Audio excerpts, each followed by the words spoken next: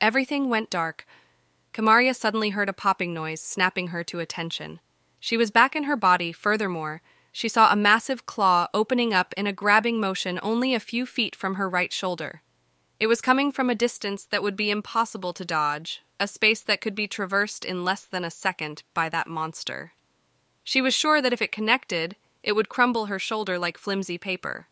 She heard a loud, derisive snort in her head, and she suddenly felt strangely calm. A gaseous substance started swirling around her incredibly fast, raising her up into the air, much faster than the claws of the crow. This substance then instantly formed into a massive humanoid shape with Kimarya floating in its middle, its long and burly arms masterfully grabbing onto the murder crow's claw before its other arm pulled back. Its hand formed a fist. Its newly formed muscles underneath its skin tensed and moved like steel cables full of power before bringing a ferocious fist strike at the murder crow. It was a blow that was way too close and too sudden for the alarmed crow to dodge. Boom! It was hit dead on its chest before immediately rocketing backwards, smashing through two trees before finally stopping.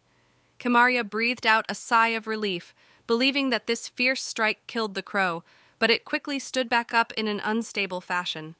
She saw intense burning rage in its piercing eyes after being wounded in surprise by its prey. The murder crow launched itself almost 20 feet into the air, its wings spreading, trying to catch onto the air before it crashed down back to the earth. One of its wings was broken earlier from her punch and crashing through two massive trees. Its wing was bent at an awful angle. Its eyes fiercely glinted as its fury reached a new peak before it hopped forward, crossing almost a distance of 3 meters in a single leap. It raised up its one good wing and madly swung it in her direction. It unleashed more than 24 of its fearsome feathers. It made it seem like all of its previous attacks were merely child's play. Because they were, it was always playing with her, never actually having gone full out in trying to kill her. The air was right away consumed with an awful mass of whistling noises as the dozens of feathers flew like long and darkly glinting shadows at her. Kimarya, in her giant humanoid form, picked up the kid behind her, then dived to the side and narrowly dodged most of the deadly feathers, most of them. Kimarya noticed one penetrated the area of the giant humanoid form right in front of her face. An inch closer would have taken her left eye out. Her giant humanoid form straightened up with fierce, domineering airs.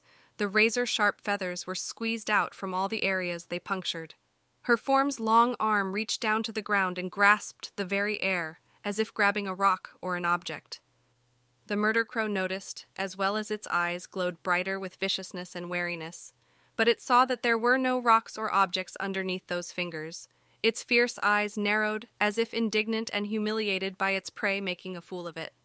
The murder crow opened its vicious maw and unleashed its most terrifying call yet. Human screams seemed to rise from all around Kimarya, each more pitiful than the last, all forming a web that tried to crush her consciousness into a cage of madness. As the call sounded out, all the shadows around them grew longer. They stretched towards Kimarya. Weird motes of light started appearing in the air. She could almost make out aggrieved faces whenever she got a clear look at any one of them. As this dreadful cacophony sounded out, a horrible flame coalesced in front of the crow's opened maw. It was pointed right at her. This flame started giving her a weird feeling of absolute lethality and crisis. She knew she should absolutely not let that fire touch her.